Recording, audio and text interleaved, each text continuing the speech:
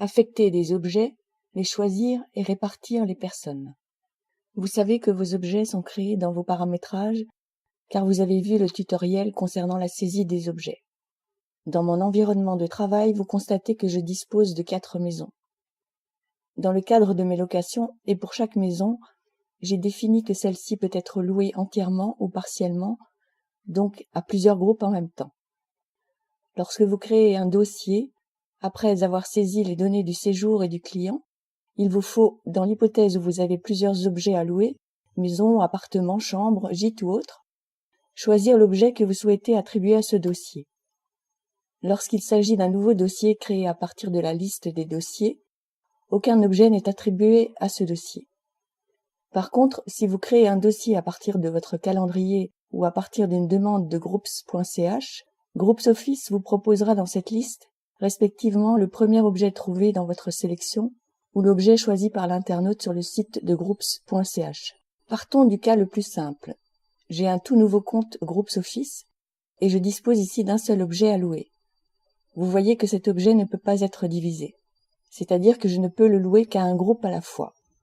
Madame Maté m'appelle pour réserver la maison du 4 au 10 août pour 20 personnes. Cette période étant disponible, je me rends dans les dossiers pour créer un nouveau dossier. Je saisis les informations du dossier, puis je clique sur « Ajouter, modifier les objets à louer ». Ici, je choisis l'objet, je note le nombre de personnes, puis j'enregistre.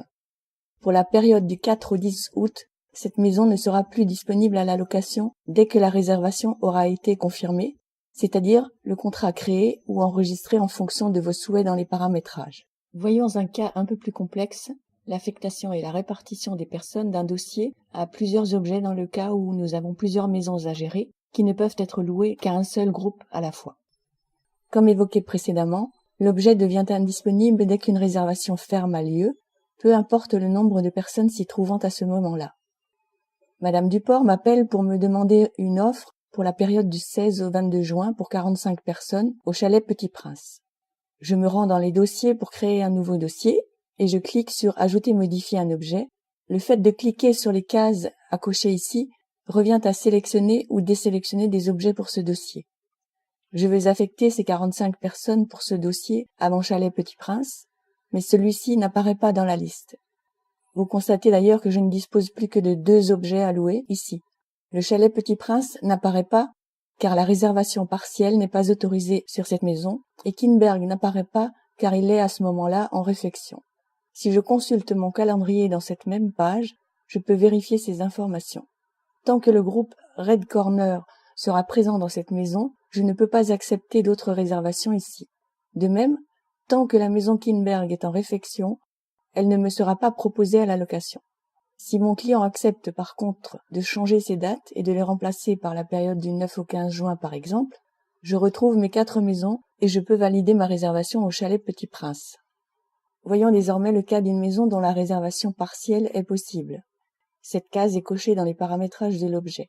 Nous allons maintenant créer un nouveau dossier pour la demande de Madame Dinger pour la période du 22 au 25 juillet pour 80 personnes.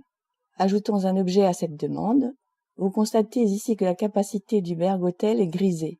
Ceci signifie que la totalité de la capacité de cet objet n'est plus disponible. D'ailleurs, si nous cliquons sur la case à cocher, nous voyons apparaître le nombre de lits disponibles. Ici, GroupsOffice vous indique clairement qu'il existe d'ores et déjà une réservation ferme dont le contrat est revenu signé ou dont le contrat est créé en fonction du choix de votre paramétrage de réservation. J'ai donc le choix, soit cocher la case du chalet Petit Prince encore disponible à cette date, soit affecter 54 lits à ce dossier dans le Berg Hôtel et le reste des personnes dans le chalet Petit Prince. Vous voyez qu'en effaçant le nombre de lits dans le chalet Petit Prince, le programme indique ici le solde des personnes à placer.